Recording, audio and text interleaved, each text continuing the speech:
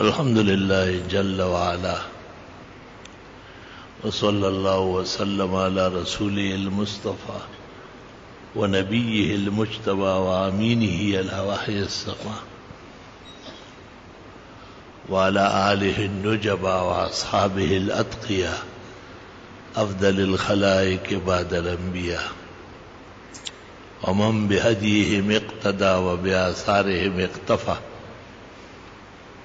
من المفسرين والمحدثين والفقهاء إلى يوم الجزاء. أما بعد فأعوذ بالله من الشيطان الرجيم. بسم الله الرحمن الرحيم. يا أيها الذين آمنوا إن تتقوا الله يجعل لكم فرقانا ويكفر عنكم سيئاتكم ويغفر لكم والله ذو الفضل العظيم. قال رسول الله صلى الله عليه وسلم صلوا كما رأيتموني أصلي أخرجه أصحاب الصحاح. والحديث مطولا ويجوز أن يذكر منها بعض الأطراف كما هي مسألة معروفة عند نقادي هذا الشأن. اللهم صل وسلم على النبي وعلى آله وأصحابه وبارك وسلم عليه. اللہ تعالیٰ نے اس آیت میں فرمایا ہے کہ اے ایمان والو، اگر تم اللہ تعالیٰ سے ڈرنے لگے اور اللہ کا خوف اور تقوی پیدا کیا، اللہ تمہیں ایسی صلاحیت دے دے گا کہ تم حق اور باطل، سیاہ اور سفید، سچ اور جھوٹ، جائز اور ناجائز سمجھ لو گے. اللہ تعالیٰ بہت زیادہ فضل و احسان والے ہیں.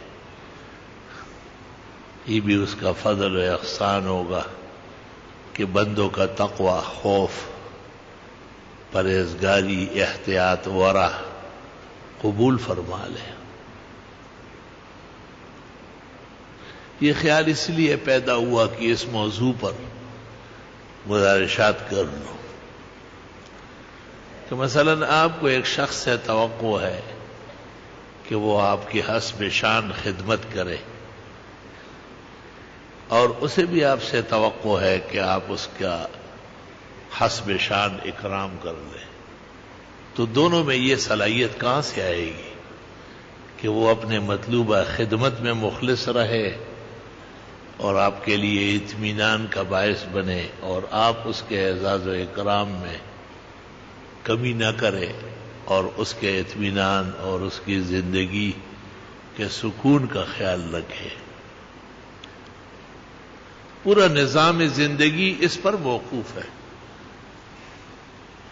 مثلا میاں بیوی ہے، قرآن شریف میں ہے کہ میاں کے بھی حقوق ہے، بیویوں کے بھی حقوق ہے. حقوق ایک کے نہیں ہوتے ہیں کبھی. جب بادشاہ پر رعایا کے حقوق ہے، پورے ملک کا سربراہ، پورے ملک کے خزائن کا مقتدر و مالک، لیکن وہ سید القوم خادمہم، خادم بن کے رہے گا تو حقوق ادا کر سکے گا. ایک باپ بیٹے سے شکوہ کرتا ہے تو بیٹے کو بھی شکوہ ہو سکتا ہے. یہ ترازو شریعت ہے کہ ایک ماں اور باپ اولاد کے بارے میں ان کے حقوق اور ان کی تعلیم و تربیت میں کتنے مخلص ہیں. گو اولاد کو یہ شکایت یا کچھ کہنے کی اجازت نہیں ہے، لیکن زمانہ تو پوچھ سکتا ہے. اور قرآن کریم اور احادیث اور سنت جو اللہ نے قیامت تک کے لیے ایک روشن لائے ہے، عمل بھیجا ہے، اس کے پیش نظر تو پوچھا جا سکتا ہے.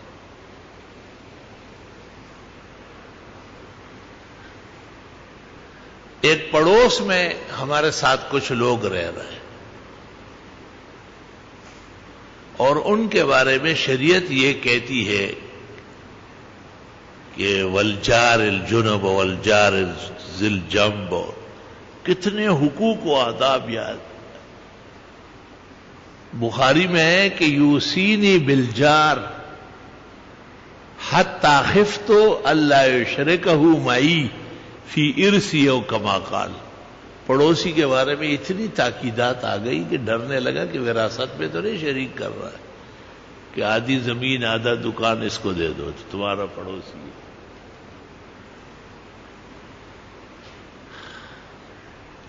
پڑوس میں کافر بھی رہتا ہے، پڑوس میں دوسرے مذہب کے لوگ بھی ہو سکتے ہیں، لیکن اتفاق اس بات پر ہوا ہے کہ جب تک وہ اپنے وجود یا اپنے مذہب کے نشر و اشاعت سے آپ کو یا آپ کے دین کو نقصان کا باعث نہیں ہے تو برقرار ہے اس کا حق، اور باقی پڑوسی ہے،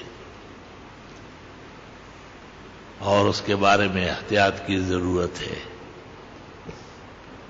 اور اس کے بہت سارے زیادتی اور ظلم بھی سہنا ہے، برداشت کرنا ہے. لا الہ الا اللہ وحدہ لا شریک لہ. ہر نظام جو ایک سے زیادہ افراد پر مشتمل ہو اس میں حقوق کی پاسداری فرض کے درجے میں ہوگی. ہر نظام، میاں اور بیوی دونوں ہیں تو دونوں ایک دوسرے کے حقوق کا خیال رکھیں.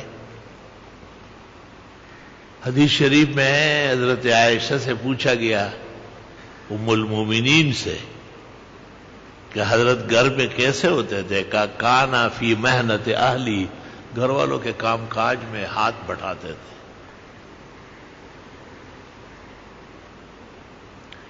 اور جب باہر آتے تھے تو صحابہ کرام کے ساتھ ایسے گل مل لیتے تھے کہ آنے والے کو پوچھنا پڑتا کہ من الرسول، پیغمبر کون ہے؟ بتاتے تھے یہ خوبصورت حسین جمیل. بخاری کتاب العلم.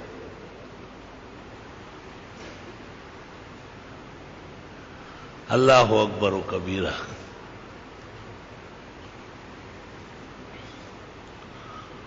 آپ تشریف فرماتے اور آپ کی خدمت میں ایک بی بی نے کچھ تحفہ بھیجا تو ام المومنین کو گوارا نہ ہوا کہ تھوڑی دیر کے لیے میرے پاس آتے ہیں اور اس میں بھی یہ تحفے بھیج رہی ہے. ناراض ہو گئی اور آپ مسکرا رہے تھے. اس ناراضگی میں اس نے ہاتھ مارا اور وہ پلیٹ توڑ دی. آپ نے وہ پلیٹ ٹوٹی ہوئی یہاں رکھی اور یہاں سے اچھی والی اٹھا کے ان کے گھر بھیجی اور فرمایا غاضبت امکم، تمہاری ماں کو آج سچ مچ غصہ آ گیا ہے.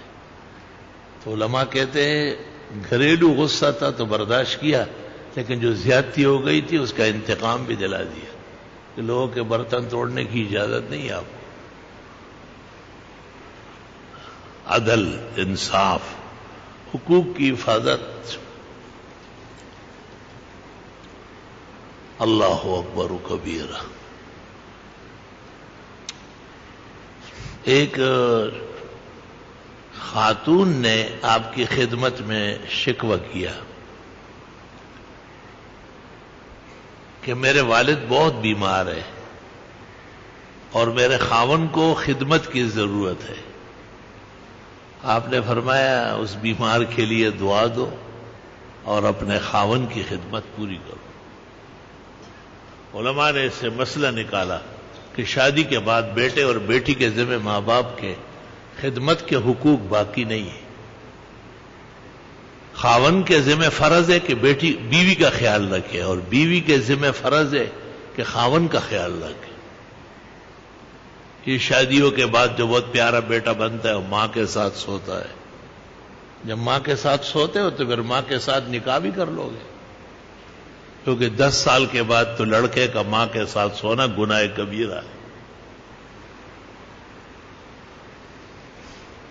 اور جب لڑکا ماں کے ساتھ سوتا ہے تو لڑکی باپ کے ساتھ بھی سو جائے گی. تو ذمہ دار کون ہوگا جو اس سے گن پیدا ہوگا؟ یہ وہ حقوق سے بے خبری، ماں باپ کی عزت، ماں باپ کا احترام، ماں باپ کا تقدس وہ اول سے اخیر تک ہے، لیکن اس میں کبھی تقسیم ہو جاتی ہے، چھوٹے چھوٹے بچے ہو جاتے ہیں، ان کا بھی خیال ہوتا ہے، ماں باپ بوڑھے ہو جاتے ہیں، ان کے بھی حقوق کی حفاظت کرنی پڑتی ہے۔ ماں باپ اور بیوی دونوں کے منصب میں ہی فرق ہے، جو کام بیوی کے ہیں وہ ماں باپ کے ذمہ نہیں ہے، اور جو کام ماں باپ کے ہیں وہ بیوی کے ذمہ نہیں ہے، تو ٹکراؤ کیسے ہوگا؟ ٹکراؤ تو اس لڑکے کی بےہودگوئی کی وجہ سے اور خفت عقل سے پیدا ہو رہا ہے۔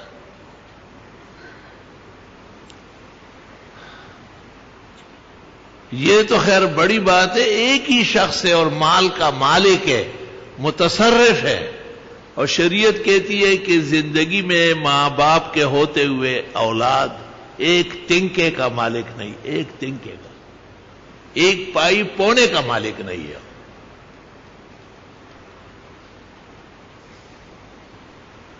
ایک مال کا ایک وقت میں ایک مالک ہوتا ہے، باپ مالک ہے۔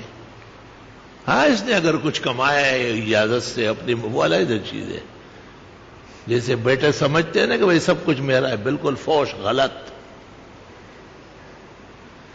اس لیے تو گناہ کبیرہ عمر بھر کے لیے جہنمی بن کے بعض مال کے طلبگار اور لالچی ماں باپ کو قتل کر دیتے کہ وہ ان کے ہوتے ہوئے تو ہم کچھ ہوں گے ہی نہیں۔ اس دن ایک عالم یہاں آیا تھا، کچھ دن سبق پڑھا اور یہ اور وہ، ایک بہت بڑے عالم کا بیٹا ہے، اور اس نے پھر مجھے اور دو چار اور علماء جن پر ان کو اعتماد تھا، یہی ہمارے دفتر کے سامنے بٹھایا، کہا کہ میرے والد نے مجھے نائب محتمم بنایا لیکن اختیارات کچھ بھی نہیں۔ تو وہ اور مولوی تو ویسے پش کر رہے تھے، میں نے کہا بات سن، تیرے باپ کے ہوتے ہوئے تو ایک تنکے کا مالک و متصرف نہیں ہے۔ کب پھر میں کیا ہوں؟ میں نے کہا صرف مزدور، محض مزدور۔ جو اور مولوی تھے ان کی بھی آنکھیں کھل گئی۔ میں نے کہا فقہی مسئلہ یہ ہے کہ مالک اور مختار صرف وہ شخص ہے جو تمہارا باپ کہلاتا ہے۔ اب آپ کے اچھے اخلاق، اچھے کردار، اخلاص کے ہوتے ہوئے وہ کام تقسیم کر سکتا ہے کہ یہ شعبہ آپ دے کے، یہ آپ کے بھائی دے کے، لیکن یاد رکھنا کہ اس کے ہوتے ہوئے تو کسی چیز کا متصرف نہیں ہو، آپ کے تصرفات سب باطل ہوں گے۔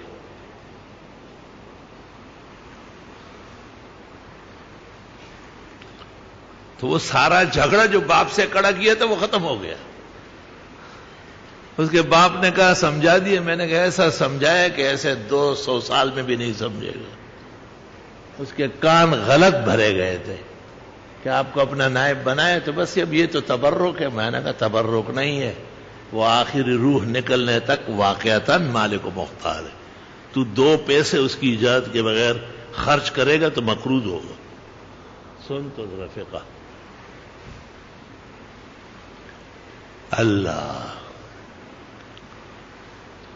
یہ مسئلہ پورا کر رہا ہوں، ابھی پورا نہیں ہے، ایک حصہ بیان ہوا، لیکن یہی باپ ہے اور وہی پیغمبر ہے جنہوں نے پوری دنیا کو حقوق سمجھائے، اور انہوں نے جب مال تقسیم کیا اور کسی کو زیادہ دیا اور کسی کو کم دیا، تو آپ نے کہا کہ حکم تو یہ نہیں ہے، زندگی میں تقسیم کریں گے تو برابر دیں گے، غریب اور امیر، شادی شدہ اور غیر شادی شدہ، ان کا فرق نہیں کر سکتے آپ۔ اور آپ نے ان کو کہا کہ اگر تو ظالم ہے اور جہنم جانا چاہتا ہے تو اپنے ظلم پر مجھے کیوں گواہ بنا رہا؟ میں تیرا گواہ نہیں بن سکتا، تو ظالم آدمی ہے۔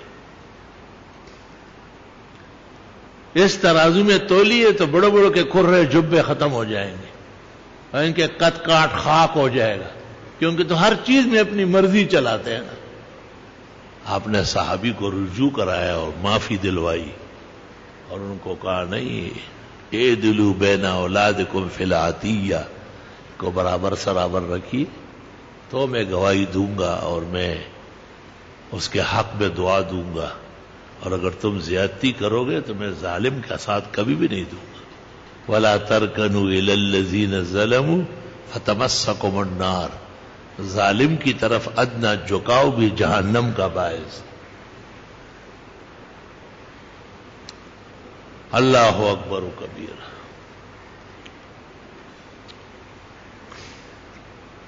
بچے مختلف رنگ کے ہوتے ہیں، بعض بہت تابعدار ہوتے ہیں اور بعض ذرا کم تابعدار ہوتے ہیں۔ آیا یہ فرق کر سکتے ہیں؟ کہتے نہیں کر سکتے۔ بعض اولاد اس قدر ماں باپ کو دکھاتی ہے کہ وہ آنکھ کر دیتے ہیں۔ آنکھ مانا نافرمان، لیکن شریعت میں آنکھ نہیں ہوتا۔ اگر مر گیا باپ تو وہ آنکھ بیٹا دوبارہ وارث بنے گا۔ چاروں مذہب متفق ہے اس پر۔ آنکھ واق کوئی چیز نہیں، یہ سب زبانی جمع خرچ ہے۔ اس کا ہیلا کرنا پڑے گا۔ ہیلا یہ کہ تمام جائیداد بیچے اور اپنی زندگی میں اپنے اولاد کو تقسیم کر کے دے، اور اس کو کہے کہ آپ تو مجھے ایذا پہنچا رہے ہیں اور آپ تو میرے دشمن بنے ہوئے، تو میں کیوں آپ کو آرام پہنچاؤں؟ تو جان چھوٹے گی، ورنہ اگر مر گیا اور سپریم کورٹ اور ہائی کورٹ میں مصدقہ آنکھ نامہ داخل ہو تب بھی دارالفتاء لکھے گا کہ آنکھ نامہ کوئی چیز نہیں، بددستور وارث۔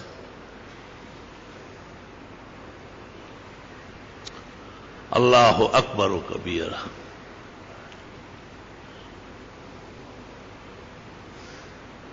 یہ ایک علیحدہ بات ہے کہ ماں باپ کی نافرمانی کرنا اولاد کے حق میں سود مند نہیں ہے، بلکہ خود اس کی شامت آ جائے گی۔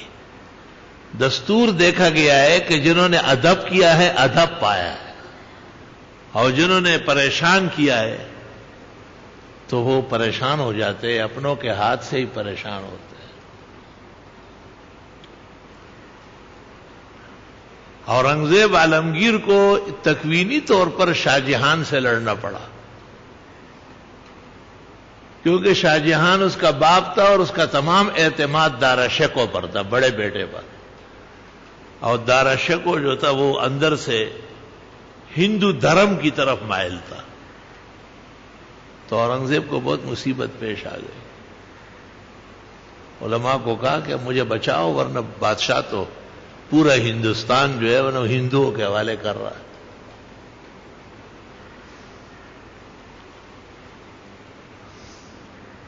تو اس کا نتیجہ دیکھو کیا نکلا۔ اورنگزیب نے بیٹوں کی قطعاً تعلیم و تربیت نہیں کی، اور انہوں نے کہا اب ایسے بیٹے کے اولاد کبھی اورنگزیب کے یاد کرنے کے قابل نہیں، یہ تکوینی مسئلہ ہے۔ اوزار و قطار روتے تھے کہ خواہ میں نے 24 سال تک اپنے باپ کو جیل میں رکھا۔ جیل کیا، وہی محل سرائے 400 مربع میل کے اندر ان کے باغات اور نہریں اور چشمے اور سب کچھ موجود تھا، لیکن صرف آرڈر نہیں چلنے دے رہے تھے، اور غمگین اتنے تھے کہ کہا کہ 6 کے 6 بیٹے یہ میرے لیے آفت ہوں گے اب۔ چنانچہ وہی بیٹے تھے اور اورنگزیب کا انتقال ہو گیا۔ ایسے لوگ آئے ان کے بعد کہ انہی کو سر قلم کر کے ہونٹ اور زبانیں ان کی کاٹ کے شہزادوں کی حکومتیں ان سے چھین لی، ورنہ اورنگزیب کے دور میں کوئی پر نہیں ہلا سکتا تھا۔ تکوینی طور پر اولاد میں نافرمانی آ جاتی ہے جب ماں باپ کے ساتھ کسی عنوان سے بھی سختی ہو جاتی ہے۔ بہت زیادہ رحمت کا برتاؤ کرنا چاہیے، اور اپنے بارے میں جو کچھ ہو آپ سہے، دوسروں کے لیے نہیں۔ ماں باپ کا اچھا بیٹا بن کر کے کہیں آپ اپنی بیوی کو ان کی نوکرانی نہ بنائیں، نہ ان کی کنیز بنانے کی کوشش، آپ بنے نوکر، آپ غلام بن کے رہیے، آپ کے ماں باپ ہیں، ان پر واضح کرے کہ اس پر آپ کے احکامات نہیں چلیں گے، اس کا نکاح مجھ سے ہوا ہے، سارے خاندان سے نہیں ہوا۔ دیکھو کہ گھروں میں سکون پیدا ہوگا یا نہیں. اور گھر والی کو علیحدگی میں، محبت کے لمحے میں، خاص اوقات میں تلقین کرو کہ یہ میرے قبلے و کعبے اور ان کی رضا سے میرا رب راضی ہوگا اور ان کی دعا سے مجھے جنت ملے گی. کہیں یہ ناراض ہو کہ میرے لیے مشکلات پیدا نہ ہو جائے. اللہ دیکھو پھر کیسے شیر و شکر مکان ہوگا، ایسے بہترین گھرانہ ہوگا. ماں باپ یہ خیال رکھیں گے کہ یہ ہماری بہو ہمیں چائے بنانے کا بھی ہمیں حق نہیں کہ اس کو کہے. میں لکھ کے دیتا ہوں، کوئی مولوی اس کے خلاف لکھے میں اس کو انعام دوں. حقوق ایک ہوتے ہیں، 10 نہیں ہوتے خاون کے. یہ تو بس نکاح میں لے آئے باقی اس گھر کی وہ نوکرانی ہے، سب کام اس سے کرایا جائے گا. اور وہ جو ساس ہوتی ہے جو مرتی نہیں، وہ تو بہت زبردست قسم کے افلاطون ہوتی ہے. اس کا منہ بند کرنا اور اس کے ظلم سے وہ مسکین کو چھڑانا یہ کسی کا کام نہیں ہے، جب تک لڑکے میں غیرت نہ ہو، ہمت نہ ہو.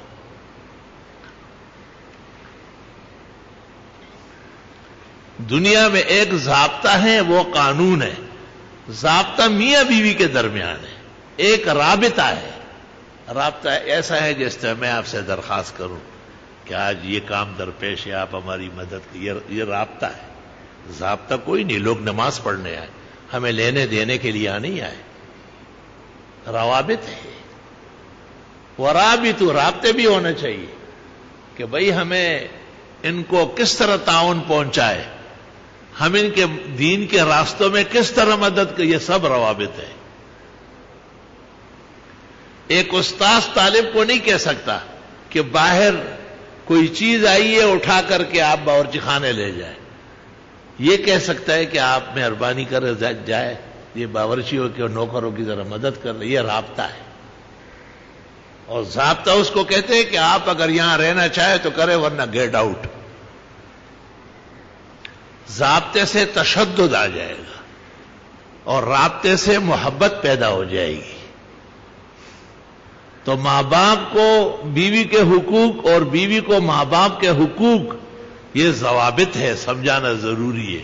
اور ساتھ رابطے کی بھی تعلیم دے، تلقین کرے کہ ان کے آرام اور راحت کا میں پابند ہوں. آپ کی زندگی میرے ساتھ ہے، میرے والدین کا خیال رکھنا، اس سے مجھے آرام ملے گا.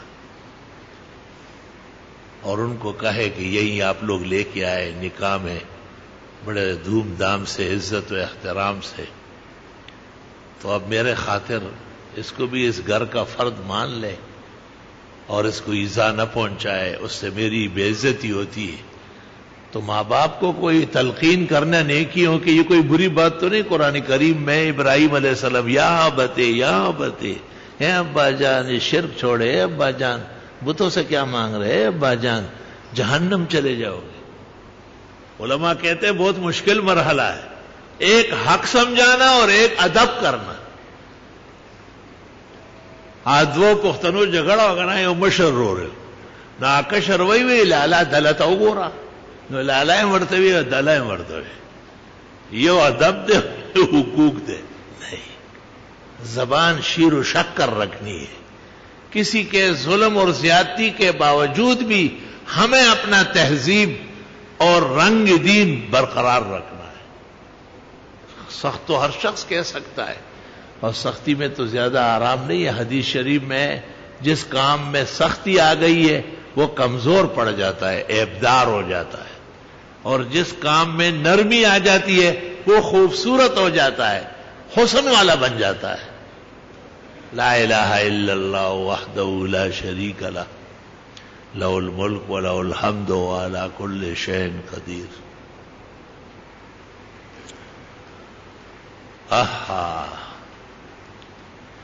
ایک بزرگ سے ملنے گئے، بہت پرانی بات ہے.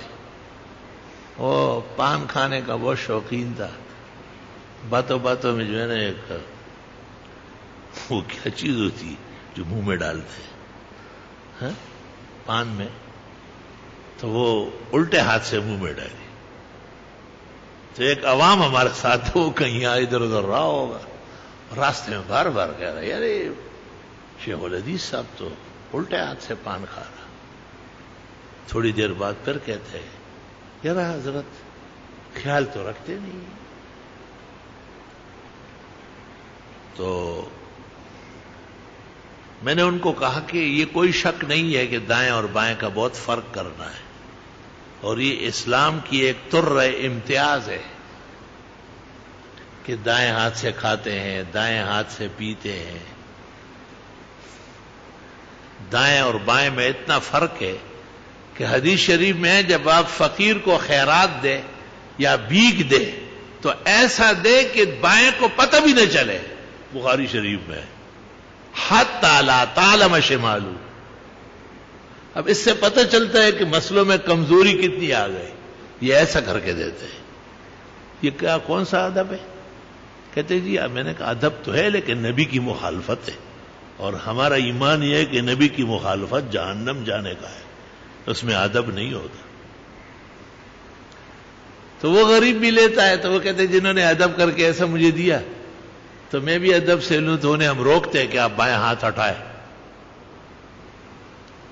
آغا پردے خلقا شیعگانو بریلیانو غیر مقلد پریدا دی خپلو سره په جنگونو شو دین سمېږي ټول کار دین روان دی.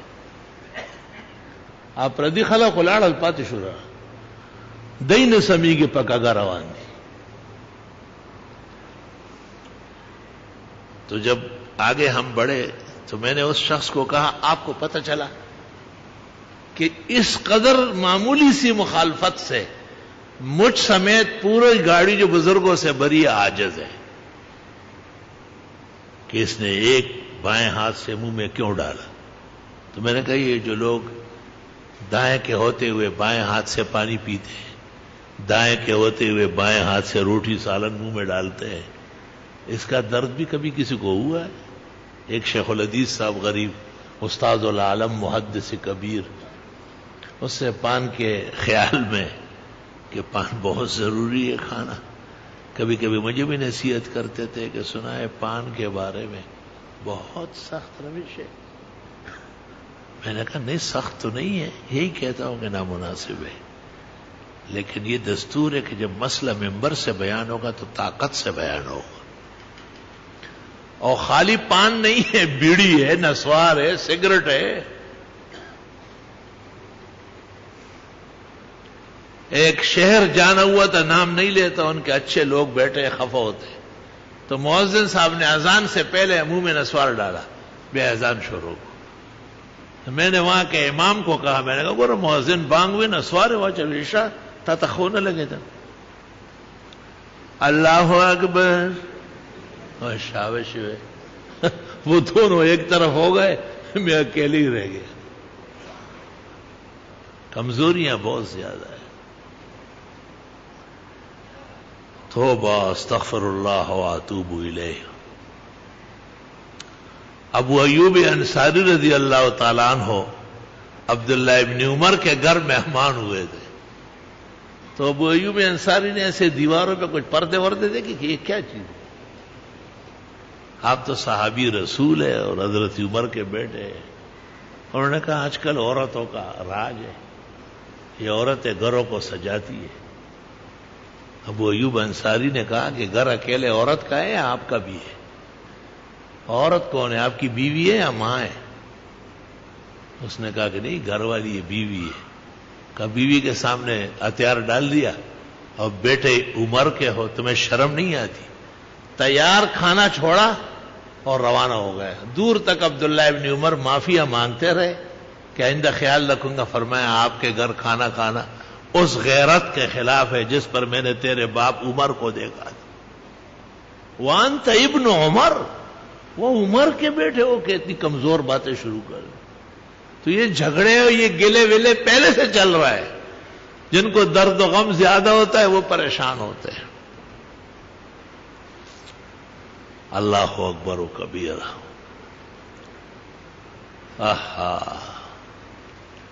ہمارے جو حکومت پاکستان کے اہلکار ہیں اور ان میں ایک محفوظ طبقہ، عدلیہ کی طرح عسکریہ بھی سمجھا جاتا ہے، ان کے ذمہ کام بھی زیادہ ہے، ملک کی حفاظت کرتے ہیں، اور ملک کے دشمن بہت زیادہ ہے۔ خاص سازش اور خاص غلط اقدامات کے ذریعے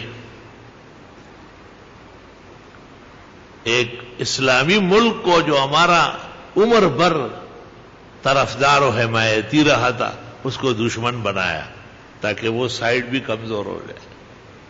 اور آئے دن کے ہندوستان فائرنگ کرتا ہے، اور قریب قرب جوار کے گاؤں بستیاں، ان کی مال مویشی، ان کے انسان سارے مربور جاتے، آج 6 مرے، آج 10 مرے، پھر اخبار میں آتا ہے کہ ہمارے جو ہے نا بندوقوں نے ان کے مورچے اور بندوق خاموش کر دیا، بس بات ختم ہو گئی۔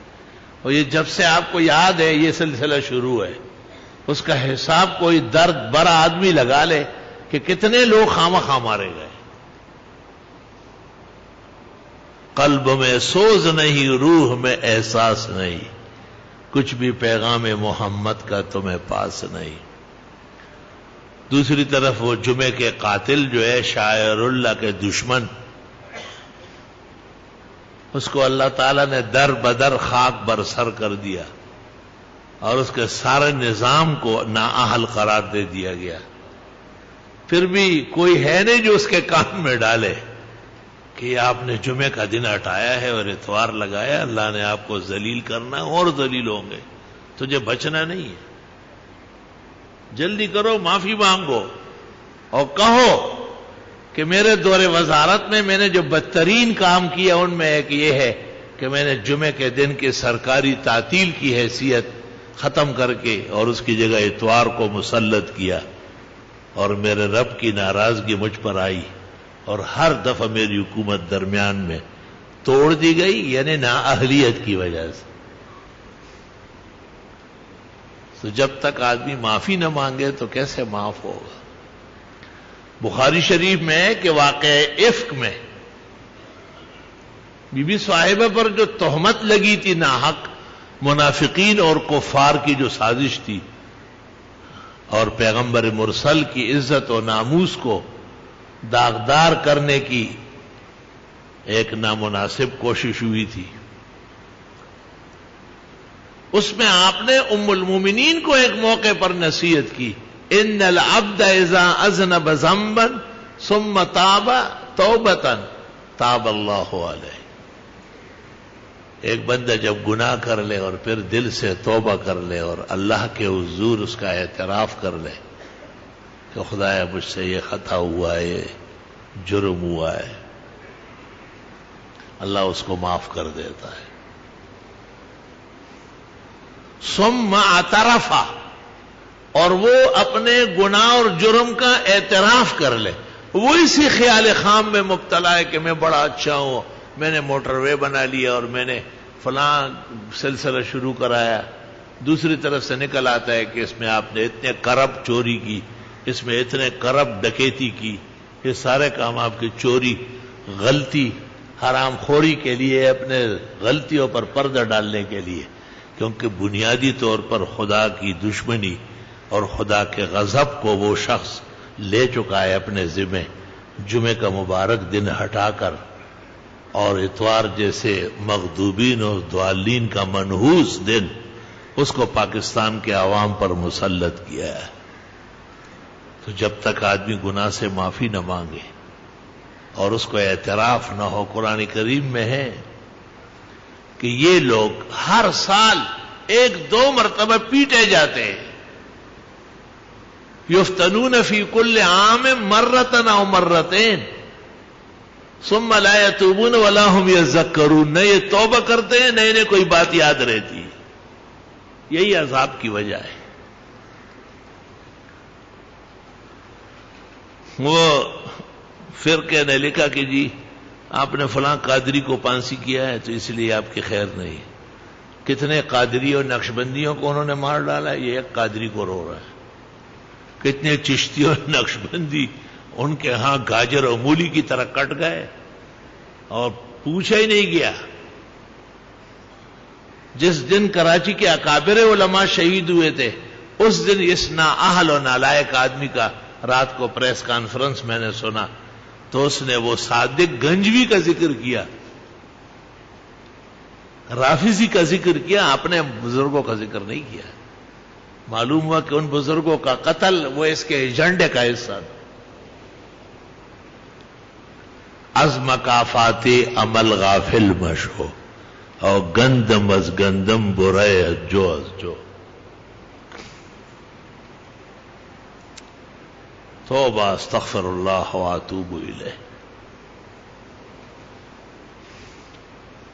قرآن کریم میں ہے کہ جنہوں نے اپنے مذہبی دنوں کی توہین کی تھی فجعل منہم القردۃ والخنازیر وعبد الطاغوت، ان کو بندر و خنزیر بنا دیا گیا ہے۔ جو کہتا ہے کہ جمعے کا دن ہٹا کر اتوار مسلط کر کے توہین نہیں کی گئی، اس سے پوچھا جائے کہ توہین کہتے کس کو ہے؟ کہ بندوق اور کھلاڑی اور ٹوکا لے کے کہا جمعے کو مارنا ہے، یہ توہین ہوگی؟ اور انہوں نے کیا کیا تھا؟ ان کو کہا گیا تھا کہ یہ دنیا کا کام مذہبی دن میں کم کر لو، اور وہ سمندر کے کنارے دریا کے کنارے رہتے تھے، مچھلیوں کے بڑے شوقین تھے۔ دریائی لوگ اور کیا کریں، مچھلیاں ہی تو کھائیں گے۔ چونکہ آزمائش آئی اس لیے مذہبی دن جو تھا اس میں تو وہ مچھلی صاف نظر آتی تھی۔ وَيَوْمَ لَا يَسْبِتُونَ، اور جس دن ان کا مذہبی دن نہیں ہوتا تو مچھلیاں نظر ہی نہیں آتی۔ استاتیہم حیتانہم یوم سبتہم شرعن وَيَوْمَ لَا يَسْبِتُونَ لَا تَأْتِیہم۔ قرآن کہتا ہے کہ ہفتے کے دن ان کا مذہبی دن تھا تو اس میں تو کھل کر شکار نظر آ جاتا تھا، اور وہ برداشت نہیں کر سکتے تھے۔ سامنے حوض میں بڑی مچھلی ہو، کنارے پر بنگالی بیٹھا ہوا تو کتنی دیر زندہ رہے گا؟ یا وہ زندہ رہے گا یا یہ زندہ رہے گا؟ اللہ اکبر۔ جس وقت انہوں نے یہ ناکارہ کام شروع کیا، علماء منع کرتے رہے۔ علماء دین کا تو کام یہی ہے، حق کا ساتھ دینا اور باطل کی سرکوبی کرنا۔ جو ایسا نہ کرے تو پھر تو علم کا معیار اور علم کی تعریف پر منطبق نہیں ہوا۔ عالموں کو نبیوں نے اپنا جانشین کیوں کہا؟ بادشاہوں کو نہیں کہا، دنیا بھر کے سخیوں کو نہیں کہا، مجاہدوں کو نہیں کہا، پیران طریقت کو نہیں کہا۔ فرمایا ان العلماء هم ورثۃ الانبیاء، یہ عالم لوگ ہمارا کام کریں گے۔ اور دنیا نے دیکھا کہ جس ملک میں بھی جہاد ہوا طلباء شہید ہو رہا ہے، جس ملک میں بھی کفر مسلط کیا جاتا ہے تو کفر کے زرخرید گماشتے اس ملک کے طلباء اور علماء و نمازیوں کو قتل کرتے ہیں۔ یہ شہر مقتل گاہ آپ کے سامنے رہا۔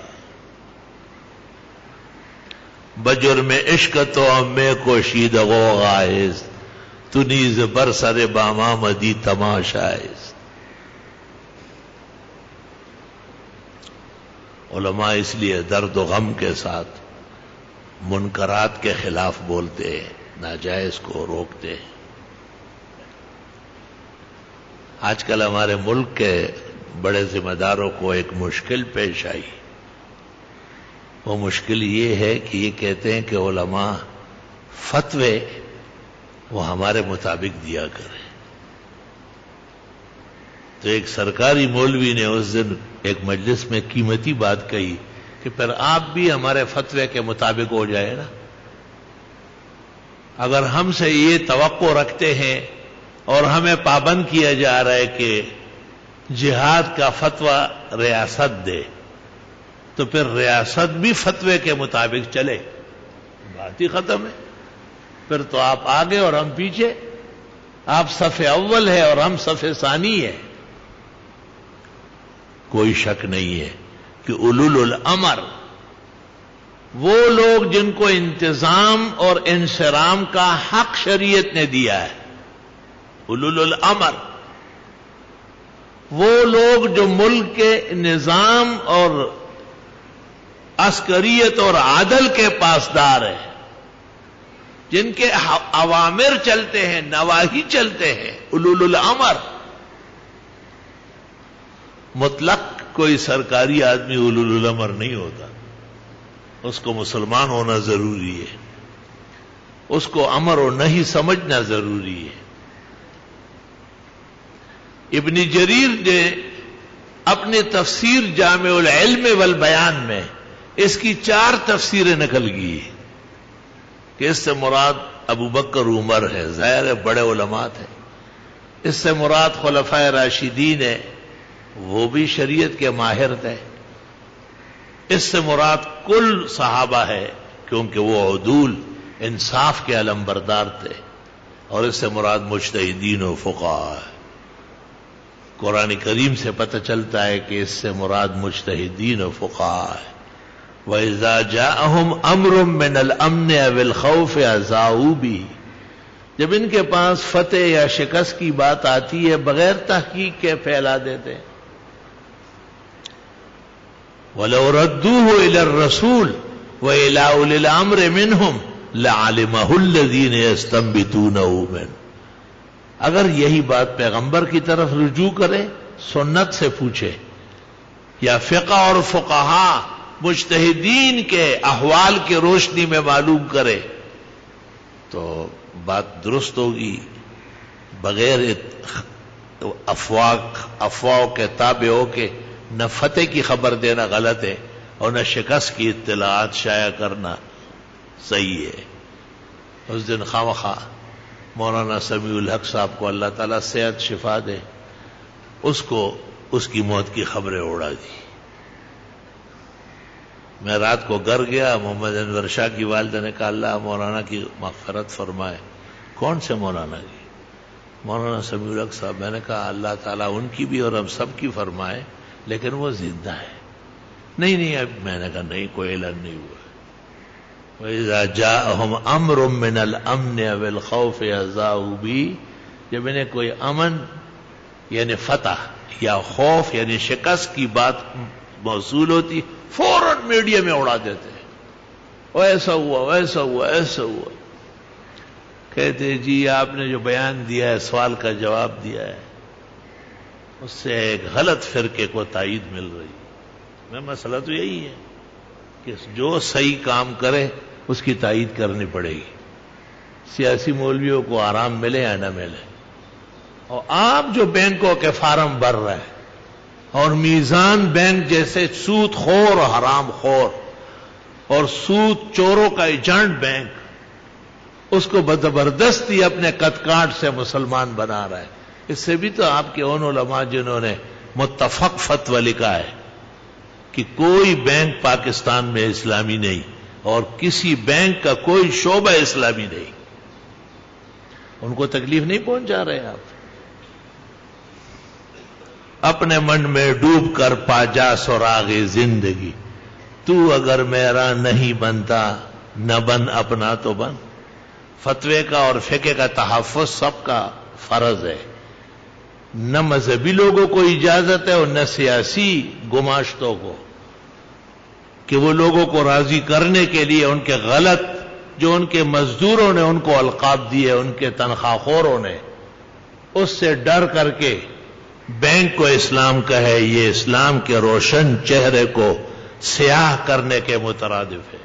کسی ایک جگہ بھی ایک بینک اور اس کا کوئی ایک شعبہ قطعاً اسلامی نہیں ہے. جو اس کو اسلامی کہتے وہ اکاذبہ ہے، غلط کار ہے. ان کے استاد اور مشائخ نے کہا ہے کہ اس بارے میں جھوٹ بول رہا ہے، تحریراً موجود ہے. تو دوسروں سے جو یہ توقع کی جاتی ہے ٹھیک بات ہے، میں نے بھی ان کی تائید کی کہ بعض مسائل ایسے ہیں کہ وہ من حیث العلم اور عالم آگے بڑھانا مشکل ہو جائے گا. اس میں ریاست، حکومت وقت، ان کا نظام عدل اور ان کی عسکری سربراہی اور ذمہ داری ساتھ ہونا چاہیے. مگر آپ سے بھی کچھ کام لینے ہیں. کچھ کام ایسے ہیں جو آپ کے ذمہ ہیں اور آپ کو کرنا پڑے گا، تب جا کے ترازو کے دونوں پلڑے برابر ہوں گے۔ اللہ نے اس لیے فرمایا یا ایھا الذین آمنوا، اے ایمان والو، ان تتقوا اللہ یجعل لکم فرقانا، اگر تم اللہ سے ڈرنے لگے تو اللہ تمہیں حق اور باطل میں فرق کرنے کی تمیز دے دے گا۔ ایک ایسے اخلاق، ایک ایسی صلاحیت کہ اس میں آپ میٹھا اور کڑوا، اس میں آپ سفید اور سیاہ، اس میں آپ رات اور دن، اس میں آپ سچ اور دروغ، اس میں آپ سنت اور بدعت، اس میں آپ توحید اور شرک، اس میں آپ مستحب اور مکروہ، اس میں آپ اسلام اور غیر اسلام کا فرق اطمینان سے کر سکے، اس کے لیے تقویٰ کرنا پڑے گا۔ سب معلوم ہے کہ بینک ہے اور وہ عالمی منڈی کے ممبر ہے اور اس کے اساس و بنیاد سود اور ربا پر ہے، وہ کب مسلمان ہوگا؟ لیکن کروڑوں کے سامنے کون رہ سکتا ہے؟ وہ کرپٹ اور وہ کرپٹ، یہ کیا ہے؟ یہ جو بینکوں میں جا کے میٹنگیں کر رہا ہے اور بینک کو بس تکلف، شریعت کے قواعد کے مطابق بینک نہیں بنا، بینک کے لیے شریعت کے قواعد اور ضوابط کو ذبح کیا جا رہا ہے۔ اچھی طرح کان کھول کے سنو، یہ جو بھی کہتا ہے وہ صحیح نہیں کہتا کہ انہوں نے کوئی ایسی محنت کی ہے کہ اسلامی قواعد اور ضوابط کے مطابق بینک کو بنایا اور بینک کلمہ پڑھ گیا کہ اشہد ان لا الہ الا اللہ واشہد ان محمد الرسول۔ ہرگز انہوں نے اسلامی قواعد، مضاربہ، مشارکہ، کفالہ، مرابحہ، تولیہ، بیوع کے تمام فقہ، اس کو بینک کے سامنے ذبح کیا ہے۔ اور غلط کاروں کو یہ کہہ کر کہ جی اس زمانے میں یہ مسئلے تھے اور اس زمانے میں یہ مسئلہ ہے، اس زمانے میں بھی حضرت محمد مصطفیٰ رسول اور نبی تھے اور آج بھی ہے اور قیامت کے دن بھی وہ شافع و شفاع ہوں گے۔ حاشا وکلا کہ کوئی ایک مستحب بھی آپ تبدیل کر سکے اور ملک کے غیرتی علماء آپ کو معاف کر دیں۔ سب کو نہیں خریدا جا سکتا ہے۔ اس سلسلے میں ایک صفحہ جو علماء کے درمیان سب سے پہلے لکھا گیا تھا وہ تیار ہو چکا تھا، پتہ نہیں کہ اکبر مصروف ہوا یا کیا ہوا، اگر آج نہیں تو اگلے جمعے کو انشاءاللہ پورے بس کے ساتھ تفصیل ہوگا۔ ایک مختصر سا جائزہ ہمارے نمازیوں کے سامنے آ جائے گا اور اللہ نے چاہا تو اس پر مزید تفصیل بھی ہوگی اور اس سلسلے میں بعض احتیاط بھی شائع ہوگی۔ اللہ تعالیٰ جزائے خیر دے۔ ملک کے مقتدر ادارہ اور ایشیا کی عظیم یونیورسٹی ہماری مادری علمی حضرت اقدس محدث العالم شارح البخاری و ترمذی حضرت مولانا یوسف صاحب بنوری کا بنا کردہ ادارہ اور جن کے آن بان فقیہ الفقہا اور محدث کبیر مفتی اعظم پاکستان حضرت مولانا ولی حسن صاحب مفتی اعظم پاکستان تھے، ان کی نگرانی میں کچھ تحریرات تھی اور اس کے پیش نظر پر موجودہ بینکروں کے اصولوں کو دیکھا گیا اور اسلامی ضوابط کے سامنے ان کو پیش کیا گیا اور یکسر وہ غلط ثابت ہوا اور وہ ایک سازش، مکر، لفظ، دجل، دروغ کے علاوہ اس کی کوئی حقیقت نہیں ہے۔ چنانچہ سب سے پہلی کتاب انہوں نے شائع کی، دوسری کتاب یہاں سے شائع ہوئی کہ یہ بھی اپنے آباء و اجداد کا صحیح جانشین ہے الحمدللہ۔ اور پھر اس عاجز اور فقیر کے بار بار اصرار پر اس وقت تمام علماء کے استاذ، خاص کر بینکروں کے شیخ اور ترمذی کے استاذ، انہوں نے اپنی صدارت میں کل پاکستان کے 400 فقہاء کو دعوت دی جن کے لیے ممکن تھا وہ تشریف لے آئے اور ایک متفق تحریر شائع ہوئی اور اس تحریر میں لکھا گیا کہ ایک عرصہ دراز سے بینکوں کے سلسلے میں چمیگوئیاں جاری تھی اور بعض لوگوں کا خیال تھا کہ اس کو اسلامی اصول کے مطابق کر دیا گیا اور اس کا جائزہ لیا گیا. وہ ایک صفحہ لے آؤ ذرا اس طرف. کہاں بیٹھا ہوا ہے؟ تمہارا بھی کان بند ہے بالکل. تو آج کل جو یہ بینکوں میں جگہ جگہ میٹنگ ہو رہی ہے لوگوں کو جہنمی بنانے کے لیے، اور بزبردستی غیر اسلامی چیز کو اسلامی بنایا جا رہا ہے. تو وہ صفحہ میں نے پھر نکالا جو اس وقت مکمل ہو چکا تھا. یہ ہم نے لکھا تھا بینکوں کے لیے، لیکن اس وقت کیا مسائل پیش آئے، کیا فضا بن گئی کہ مجھے جہاں تک خیال ہے کہ وہ شائع نہیں ہوا. ہاں علماء کی حد تک شائع ہے. تو آج کل جب یہ صورتحال میں نے افسوسناک دیکھی اور بعض لوگ جن سے توقع تھی استقامت کی اور انہوں نے بے استقامتی دکھائی، تو یہ وہ صفحہ ہے. میں ثواب کے لیے پڑھتا ہوں. آپ کو اب تو نہیں، اگلے جمعے کو ملے گا کیونکہ کاپیاں کرنی ہوگی. اس بسمی سبحانہ و تعالی یہ اوپر عبارت میری ہے جو ابھی آپ پڑھ رہا ہوں.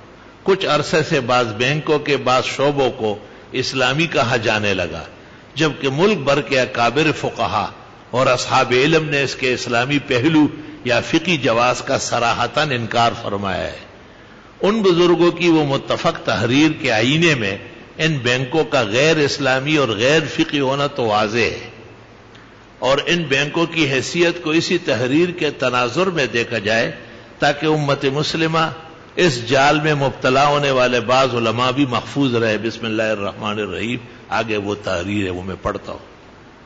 یہ تحریر آگے جو ہے یہ میری نہیں ہے، میرے اس میں صرف رضا اور دستخط ہے.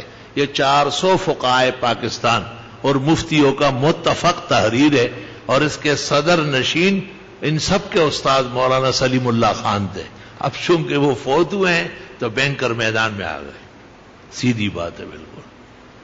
گزشتہ چند سالوں سے اسلامی شرعی اصلاحات کے حوالے سے رائج ہونے والی بینکاری کے معاملات کا قرآن و سنت کی روشنی میں ایک عرصے سے جائزہ لیا جا رہا تھا، اور ان بینکوں کے کاغذات، فارم اور اصولوں پر غور و خوض کے ساتھ ساتھ اکابر فقہا کی تحریروں سے بھی استفادہ کیا جاتا رہا. بالآخر اس سلسلے میں حتمی فیصلے کے لیے چاروں صوبوں کے اہل فتویٰ علماء کرام کا ایک اجلاس مرخہ 28 اگست 2008 بمطابق 25 شعبان المعظم 1429 ہجری بروز جمعرات حضرت شیخ الحدیث مولانا سلیم اللہ خان جو اس وقت مدظ اللہو تھے اور اب رحمہ اللہ ہے کی زیر صدارت جامعہ فاروقیہ کراچی میں منعقد ہوا. اجلاس میں شریک مفتیان نظام نے متفقہ طور پر فتویٰ دیا کہ اسلام کی طرف منسوب مروجہ بینکاری قطعاً غیر شرعی و غیر اسلامی ہے. لہذا ان بینکوں کے ساتھ اسلامی یا شرعی سمجھ کر جو معاملات کیے جاتے ہیں وہ ناجائز اور حرام ہے. یعنی انہیں اسلامی سمجھنا ناجائز اور حرام ہے. ان کا حکم دیگر سودی بینکوں کی طرح ہی ہے. اجلاس کے شرکاء نے اس بات پر بھی اتفاق کا اظہار کیا کہ جدیدیت کی روح میں بہہ کر تصویر کی حرمت کا حکم نہیں بدلا جا سکتا. جاندار کی تصویر کی جتنی اور جتنی شکلیں اب تک متعارف ہے، عرف، عادت، لغت، صنعت، شریعت کی روح سے وہ سب کے سب تصویر کے حکم میں ہیں. آلات صنعت و حرفت کے بدلنے سے تصویر کے شرعی احکام نہیں بدلتے. اس لیے جو حکم شریعت میں تصویر کا منقول ہے، تصویر کی تمام شکلیں اس حکم کے تحت داخل ہے. اس لیے تصویر کی قباحت اور جواز کا راستہ اختیار کرتے ہوئے کسی قسم کی ٹی وی چینل کا اجراء یا علماء کا ٹی وی پر آنا اور اسے تبلیغ دین کی ضرورت کہنا اور سمجھنا شریعت کی خلاف ورزی ہے اور جدیدیت و اباحیت کی ناجائز پیروی ہے. مسلمانوں پر واجب اور لازم ہے کہ دیگر حرام کاموں کی طرح اور خلاف شرع امور کی طرح ان حرام کاریوں سے بھی بھرپور بچنے کا اہتمام فرمائے. مروجہ اسلامی بینکاری کی متفق تحریر پر پاکستان کے تمام دارالافتاء علماء کے دستخط اور ان کے عکس یہ صفحہ تیار ہوا ہے. اس کی تشریح میں نے 800 صفحے پر مشتمل کتاب لکھی. وہ تو آپ کو آرام سے ملے گی، چھپ چکی ہے 2 دفعہ، لیکن یہ صفحہ آپ کو انشاءاللہ اگر آج نہیں تو اگلے جمعے کو ملے گا. وآخر دعوانا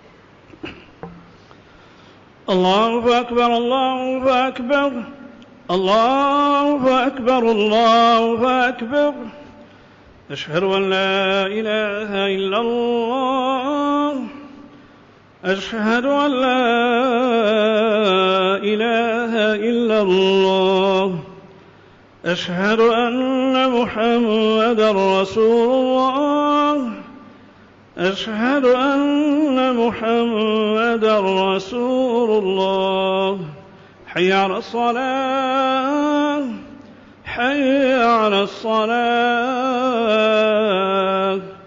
حي على الفلاح حي على الفلاح الله أكبر الله أكبر لا إله إلا الله.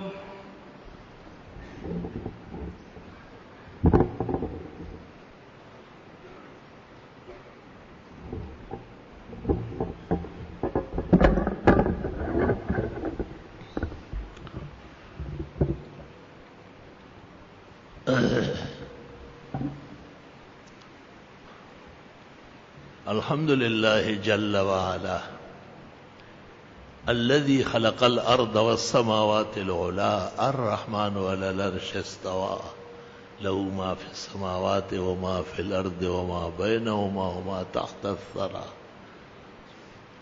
الذي جعل القمر نورا والشمس ضياء ألا له الخلق والأمر تبارك وتعالى ألا له الأسماء الحسنى وهو الله إله في الأرض وإله في السماء وصلى الله وسلم على رسوله المصطفى ونبيه المجتبى وأمينه على وحي السماء قائد الخير كله في الدنيا والعقبى شافع الشفعاء يوم الجزاء وعلى آله النجبى وأصحابه الأتقياء أفضل الخلائق بعد الأنبياء ومن بهديهم اقتدى وبآثارهم اقتفى من المفسرين والمحدثين والفقهاء إلى يوم الجزاء. أما بعد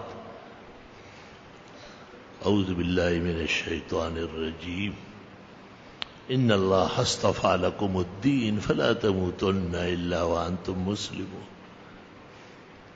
إن الدين عند الله الإسلام ومن يبتغ غير الإسلام دينا فلن يقبل منه وهو في الآخرة من الخاسرين اليوم أكملت لكم دينكم وأتممت عليكم نعمتي ورضيت لكم الإسلام دينا. قال النبي صلى الله عليه وسلم الدين والنصيحة. قيل لمن يا رسول الله؟ قال لله ولرسوله ولأئمتهم متفق عليه.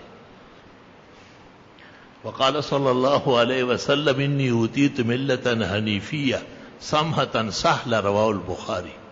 بارك الله لنا ولكم في القرآن العظيم ونفعنا وإياكم بالآيات والذكر الحكيم إنه تعالى جواد قديم كريم ملك بر ورب رؤوف رحيم.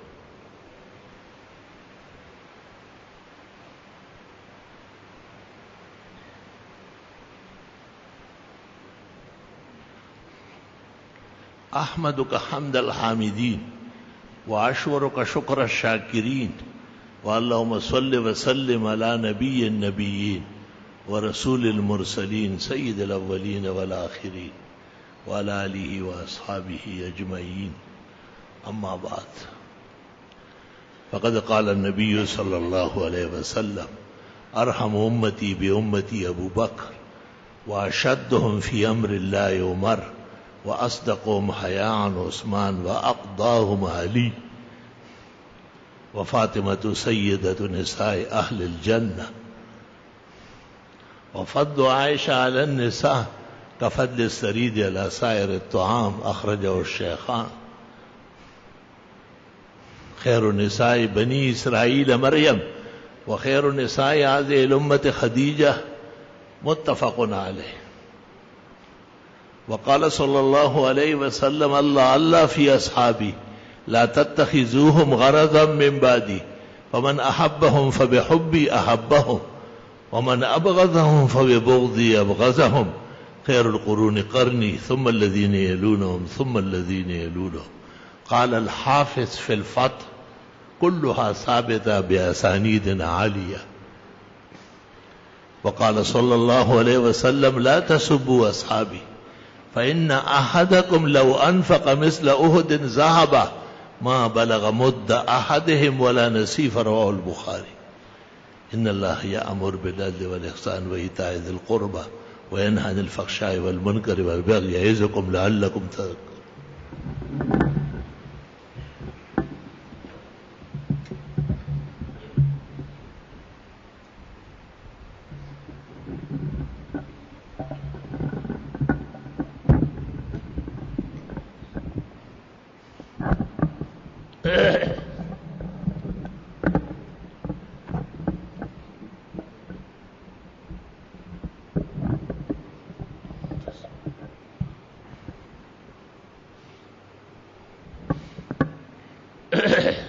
صفحے سیدھی فرما لیں، درمیان میں خالی جگہ نہ چھوڑیں. مرد کے لیے ضروری ہے شلوار کے پائنچے ٹخنوں سے اوپر سر ڈک کے نماز پڑھنا سنت طریقہ ہے. آف آستینوں والی قمیصوں میں نماز پڑھنا مکروہ ہے. اس لباس سے آہستہ آہستہ پیچھے ہٹے کہ نماز پڑھی جائے اور ثواب نہ ملے. مسلمان کی شان نہیں. الله أكبر الله أكبر الله أكبر الله أكبر أشهد أن لا إله إلا الله أشهد أن لا إله إلا الله أشهد أن محمدا رسول الله أشهد أن محمدا رسول الله.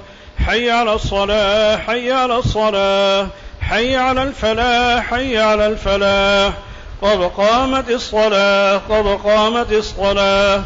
الله أكبر الله أكبر لا إله إلا الله. صفحے درست فرما لے، درمیان میں خالی جگہ نہ چھوڑے. صفوں کی درستگی نماز کی صحت اور حسن دونوں کے لیے ضروری ہے. اللہ اکبر.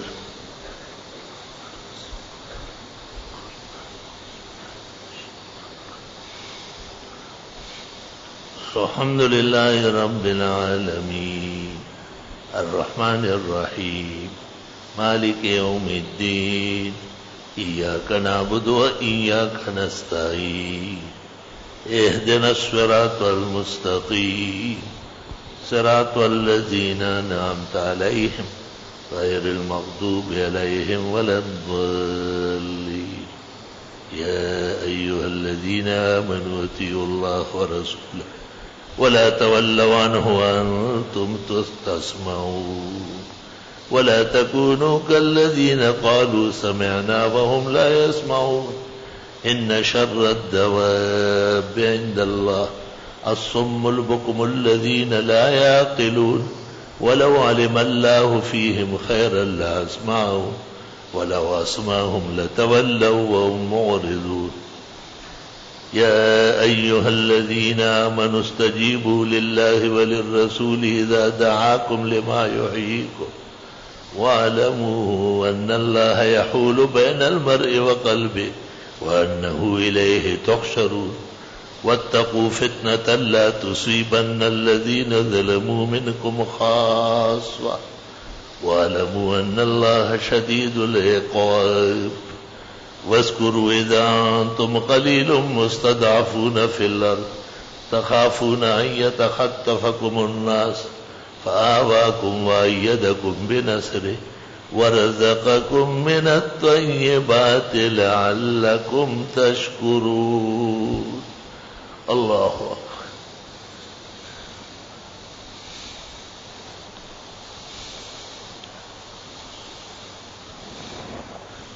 سمع الله لمن حمده. الله أكبر. الله أكبر. الله أكبر.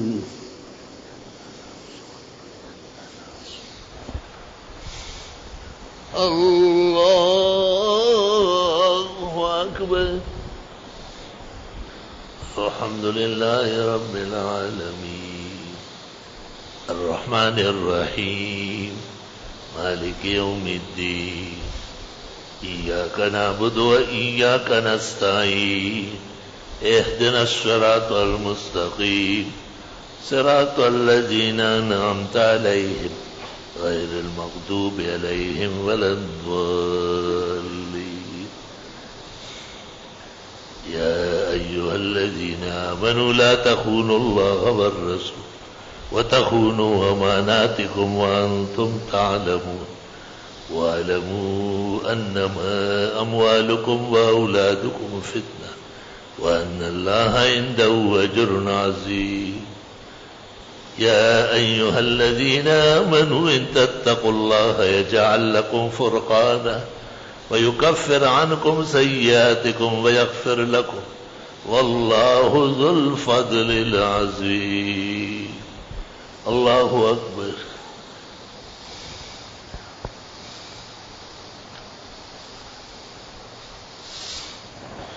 سمع الله لمن حمده الله أكبر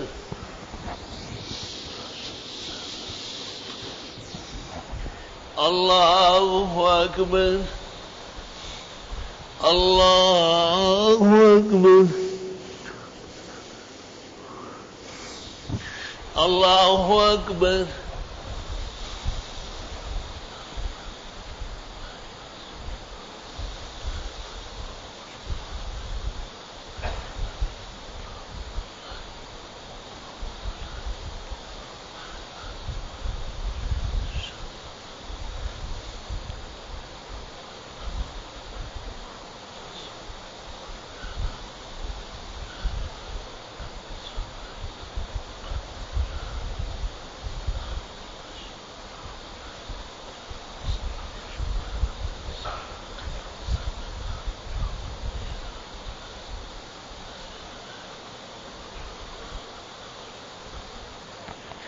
السلام عليكم ورحمة الله السلام عليكم ورحمة الله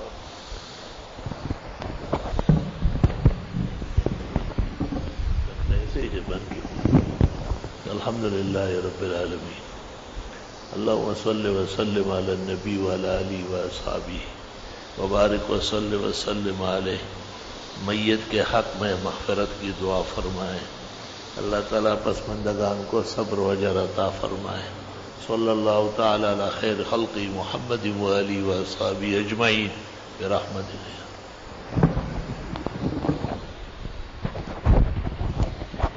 بقیہ نماز سے فراغت کے بعد انشاءاللہ تعالی نماز جنازہ ادا کی جائے گی، اس کے بعد سوال جواب کی نشست ہوگی انشاءاللہ. مسجد میں موجود لوگ صفوں میں آ جائے.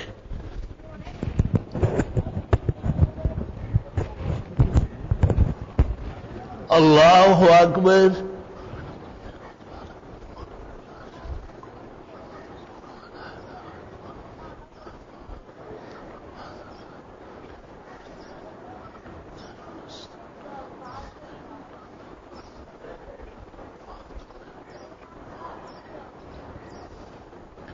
اللہ اکبر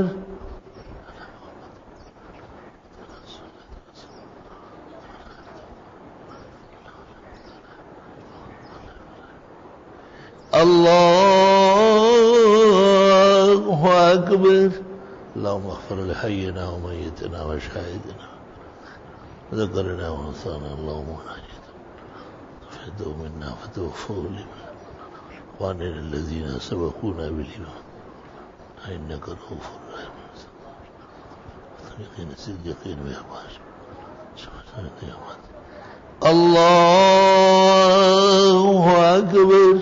السلام علیکم ورحمۃ اللہ. السلام علیکم ورحمۃ اللہ.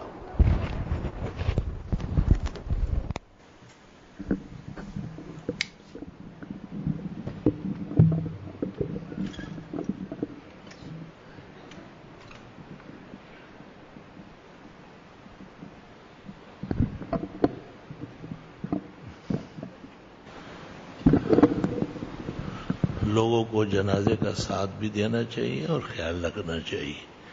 مسلمان مرحوم کا بہت حق ہے. ہم تو اپنے عذر کی وجہ سے ذرا آگے پیچھے ہو جاتے ہیں، لیکن طلباء اور نمازی حضرات 2-4 قدم ساتھ لے، جنازہ ساتھ اٹھا لے، ان سب چیزوں کی تاکید آئی.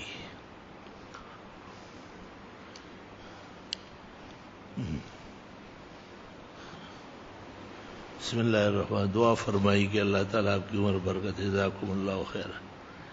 اگر کوئی مسلمان لوگوں میں یہ بات کرے کہ خدا نخواستہ اگر ہم غلطی پر ہے، باقی ادیان صحیح ہے، تو ایسے شخص کے بارے میں شریعت کا کیا ہوگا؟ اگر کوئی شخص ایک ہے کہ ہم غلطی پر ہے، وہ غلط ادیان صحیح ہے، تو کافر اور مرتد ہے وہ، اس میں کیا شک ہے؟ پیدائشی گونگا جو بات نہیں کر سکتا، ان کی نماز بس اشارات سے ہی ہوگی.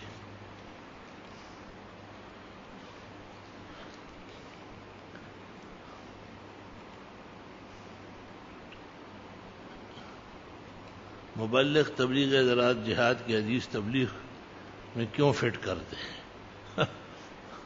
وہ بھی فٹ کرتے ہیں، یہ بھی کرتے ہیں. فٹنگ کے بغیر تو بجلی آتی نہیں ہے. اس سمجھ میں فٹنگ 2 قسم کی ہے. ایک وہ جو قابل تحمل ہو، جیسے اللہ کے راستے میں نکلنا، قربانیاں دینا، بھوک پیاس گزارنا، دشمن کے مقابلے میں سینہ سے پر رہنا، یہ سب استقامت تبلیغ میں بھی چاہیے اور جہاد میں بھی چاہیے. اس قسم کی چیزیں جہاد کی تبلیغ پر، تبلیغ کی جہاد پر فٹ ہو سکتی ہے. اب کچھ ایسے کہ بالکل آپ جہاد کا نام ہی نہ لیں، یہ بات بہت نامناسب ہے، کیونکہ جہاد کا نام تو قرآن میں ہے، وجاہدوا فی اللہ حق جہادی. جہاد کا نام تو حدیث میں ہے، الجہاد ماضٍ منذ بعثنی اللہ. تو مصطلحات منسوسہ کا انکار تو ٹھیک نہیں. بندوق سے، اسٹار گن سے شکار کرنا کیسا ہے؟ میں تو شکاری نہیں ہوں، مولوی ہوں چھوٹا سا. شکار جائز ہے، اور شکار کے وقت بسم اللہ اللہ اکبر پڑھ لے. اس کے بعد خرگوش، ہرن، پرندہ رہا یا مرا، دونوں طرف جائز ہے. یہ کہنا کہ اس کو پھر ذبح کر کے کھائے، فضول بات، لایا نہیں. احادیث و آثار سے ناواقفیت ہے. بندوق اس کو لگے گا اور وہ بیٹھی رہے گی شابش. کیا شادی سے پہلے لڑکا اور لڑکی آپس سے مل سکتے ہیں؟ مل تو سکتے، یعنی یوں کہو کہ نکاح ہو چکا ہے. صحیح بات سوال کیا کرو نا. نکاح ہو چکا ہے، رخصتی رسمی نہیں ہوئی، اور اس کے درمیان لڑکا اور لڑکی سیر سپاٹے کے لیے نکلتے ہیں. تہذیب تو یہ ہے کہ ایسا نہ کرے، لیکن لوگ نہیں مانتے ہیں میری بات. چند مہینے پہلے اس طرح ایک سوال آیا تھا، میں نے کہا کہ نہیں، نہ جائے، پردہ کرے. اس نے کہا یہ نکاح ہو چکا ہے. میں نے کہا رخصتی بھی کر لو تاکہ بات ختم ہو جائے. کہا رخصتی میں 1-2 سال ہے. تو میں نے کہا میرا کہنا یہی ہے کہ نہ ملے. تو کیا آپ کے علاوہ اور علماء نے؟ میں نے کہا چلو ٹھیک ہے. چند مہینے بعد آیا کہ جی وہ حمل ٹھہر گیا. میں نے کہا وہ اور وہ علماء مل کے وہ جھولا خرید لے، کیونکہ جو وقت سے پہلے آ رہا ہے نا اس کو سنبھالنا پڑے گا. بے حیا اور بے شرم لوگ ایسے ہی ہوتے ہیں. عواقب سے آزاد ہو کے فتوے دینا یہ بھی بہت ہی کمزوری ہے. ایک بندہ اپنی جگہ کسی دوسرے بندے کو امتحان میں بٹھا لے کسی مجبوری کی، غلط بات ہے، بددیانتی ہے. حلال جانور میں کون سی 7 چیزیں؟ وہ کسائیوں سے پوچھو. میں کوئی کسائی کی دکان نہیں کرتا ہوں. ہر حلال جانور میں 7 چیزیں حرام ہیں. ان میں یہ جو آپ شوق سے کھاتے ہیں خوشیاں وغیرہ یہ تو ہے ہی، سب کو یاد ہے. باقی ذکر ہے، مثانہ ہے، پھکنا ہے، غدود ہے، حرام مغز ہے. ٹرین میں نماز پڑھ سکتے ہیں، پڑھ تو سکتے ہیں، لیکن ایک تو قبلے کا رخ معلوم کرنا ضروری ہے، اور دوسرا سیٹ پر بیٹھے بیٹھے نہیں ہوگی، قیام فرض ہے. ہاں جب گرنے لگے پھر بے شک بیٹھ جائے. بغیر قبلہ رخ ہوئے اور بغیر قیام کے جو پڑھی گئی سب واجب الادا ہے، وہ ہوئی نہیں، دوبارہ پڑھی جائے گی. صلاۃ تسبیح کی نماز کمزور روایات سے ثابت ہے. صوفیاء کے ہاں اس پر عمل ہے. محدثین اور فقہا اجازت تو دیتے ہیں لیکن بہت گرم جوشی سے نہیں. مستورات کا تبلیغ جماعت میں جانا کیسا ہے؟ اپنے محارم کے ساتھ پردے اور حجاب میں مسلمان گھرانوں میں جانا اور انہیں نماز کی تلقین کرنا، حرام و حلال سمجھانا سلف صالحین کا طریقہ ہے۔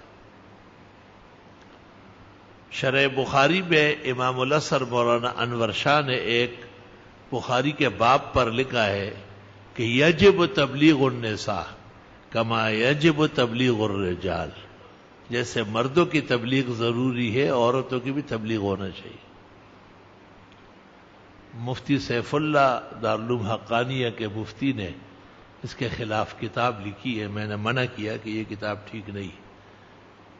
بے پردہ لیڈی ڈاکٹر سے مرد علاج کرا سکتا ہے؟ یوں مت پوچھے، یوں پوچھے کہ ایسے امراض کہ جس کے علاج کے لیے کوئی مسلمان ڈاکٹر تگودو میں نہیں ہے تو بامر مجبوری خاتون سے علاج کرایا جا سکتا ہے۔ اسی طرح خواتین کے ایسے امراض اور گرانیاں کہ جن کے لیے بظاہر عورت فزیشین یا سرجن نہیں ملے گی، بامر مجبوری جان بچانے اور صحت کے قیام کے لیے مرد سے علاج جائز ہے۔ ایک خاتون اپنے شوہر کے ساتھ 2 سال سے مکمل طور پر ناراض ہے، اس دوران ازدواجی تعلقات بھی منقطع ہے۔ 2 سال سے کیا اس خاتون کے نکاح پر کوئی اثر پڑا ہے؟ کیا مطلب ہے 2 سال کے بعد آپ نے اس کو بیوی بنانا ہے کیا؟ 100 سال بھی گزر جائے اور خاوند طلاق نہ دے تو وہ بیوی رہے گی، بھلی ناراض ہو کچھ بھی ہو، نکاح اپنی جگہ اٹل رہے گا۔ نکاح نامے میں یہ شرط لگانا کہ لڑکے نے اگر طلاق دی یا دوسری شادی کی، یہ آئلی قوانین کی وجہ سے تھا، اب نہیں ہے، ختم ہو چکا ہے، اس پر جرمانے بھی بیکار ہیں۔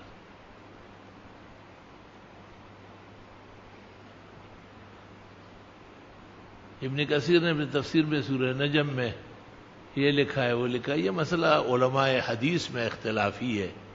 حل رآ ربہ لیلۃ اسری بہ ام لا، ام المومنین عائشہ سختی سے انکار کرتی ہے اور جابر ابن عبداللہ ابن عباس مانتے ہیں۔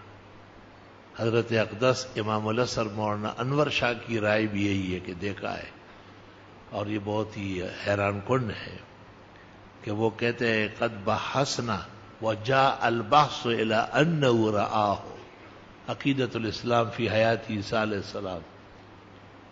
حضرت علی کی عصر کی نماز حضرت کے آرام کی وجہ سے قضا ہو گئی تو سورج واپس ہے، تو مشہور جھگڑا ہے نہیں۔ امام طحاوی نے اس حدیث کی تصحیح کی ہے، اور قاضی ایاز نے شفا میں، اور خفاجی نے نسیم الریاض میں، شیخ الاسلام ابن تیمیہ نے منہاج میں اس کا بڑا سخت رد کیا ہے۔ امام طحاوی سے ناراضگی کی ہے کہ آپ اتنا تو دیکھیں کہ آپ کے امام ابو حنیفہ نے اس شخص کو قذاب کہا تھا جو یہ روایت کرے۔ تاہم الحاوی الی حل عبارات طحاوی میں حضرت اقدس زائد الکوثری نے طحاوی کی قول کو ترجیح دیتے ہوئے ابن کثیر کا، ابن تیمیہ کا رد کیا ہے اور تسلیم کیا ہے کہ یہ واقعہ درست ہے۔ کیا زبردستی طلاق ہو جاتی ہے؟ ہدایہ میں لکھا ہے طلاق المکرہ یقع، مکرہ کی طلاق ہو جاتی ہے۔ نماز جنازے میں کل فرض کتنے ہیں؟ 2، قیام اور 4 تکبیرات۔ کیا زکوٰۃ ایڈوانس میں ادا کی جا سکتی؟ جی ہاں، بہتر ہے۔ جو شخص نظر مان لے کہ فلاں کام ہو جائے، ہر نماز کے بعد اتنے نفل پڑھوں گا، اور اس وقت اس کو یہ پتہ نہ ہو کہ نظر ماننے کے بعد واجب ہو جاتا ہے، ایسی فضول باتیں کرتا ہے۔ کیوں پتہ نہیں تھا؟ کسی جنگل سے پیدا ہوا تھا کیا؟ نظر کا مطلب یہ ہے کہ جب کام ہوگا تو یہ مجھے کرنا ہے، پورا کرنا پڑے گا۔ میرے ایک دوست نے مجھ سے قرض لیا اور اب واپس نہیں کرنے سے عاجز ہے، وہ زکوٰۃ کا مستحق ہے، کیا میں ہر سال یہ زکوٰۃ میں رقم چھوڑ سکتے؟ پرچیاں مجھ سے پوچھتے ہیں، غصہ آپ کو آ رہا ہے پرچیوں پہ، آپ کیوں غصے ہو رہے ہیں؟ ٹھیک ہے، ہر طرح لوگوں میں آرام تسلی سے آپ پڑھے ہو، مجھے دے۔ شفاک اللہ شفاء کاملا وعلمک اللہ علما نافعا، آمین۔ حضرت شیخ بندہ اپنی ذاتی کاروبار شروع کر رہا ہے، آپ سے درخواست ہے کاروبار میں خیر و برکت کے لیے دعا آمین، ہمیں اللہ نصیب کر۔ کیا کسی بھی صورت میں عورت کے لیے مرد کو کی کوئی گنجائش نہیں طلاق دینے کی؟ عورت کے لیے مرد کو طلاق دینے کی کیا بات ہے کر رہا ہے؟ توبہ، استغفر اللہ، توبہ۔ بس سلام عرض ہے کہ اللہ تعالیٰ آپ کو دین دگنی رات چگنی ترقی عطا آمین۔ ایک مدعا کی وضاحت ہے کہ سوال یہ ہے کہ شام برما میں لاکھوں مسلمان قتل ہو رہے ہیں، علماء جہاد فی سبیل اللہ، بس علماء کے اوپر شیر ببر کا بچہ آتا ہے، یہ سارا کام علماء کا ہے کیا؟ یہ تو حکومتوں کے مسائل ہیں، یہ احکام سلطانیہ کے قبیل میں سے۔ میرے والد صاحب ہمارے بیمار ہیں، اللہ تعالیٰ صحت شفا عطا فرمائے، اللہ تعالیٰ آپ کو صحت کامل عطا فرمائے۔ ہمارا نام امین اللہ ہے، ہمارے 4 بھائی ہے، شادی شدہ ہے، لیکن ان کے 18 سالوں سے اولاد نے، اللہ پاک جلدی نصیب کرے، الحمدللہ رب العالمین۔ اللہ تعالیٰ مجلس خیر کی برکت نصیب فرمائے، جنہوں نے اپنے دکھ درد بتائے اللہ انہیں مداوا عطا فرمائے، جہاں بیماریاں ہیں اللہ انہیں صحت شفا دے، جہاں اولاد نہیں اللہ نیک صالح آنکھوں کی ٹھنڈک، دل کا سکون، مستقبل کا سہارا اولاد عطا فرمائے، جہاں کاروباری خیر و برکت مطلوب ہے اللہ آسانی سے نصیب کرے، جہاں اور دقت اور گرانیاں اللہ سہولتوں کی بارش فرمائے۔ صلی اللہ علیہ وسلم۔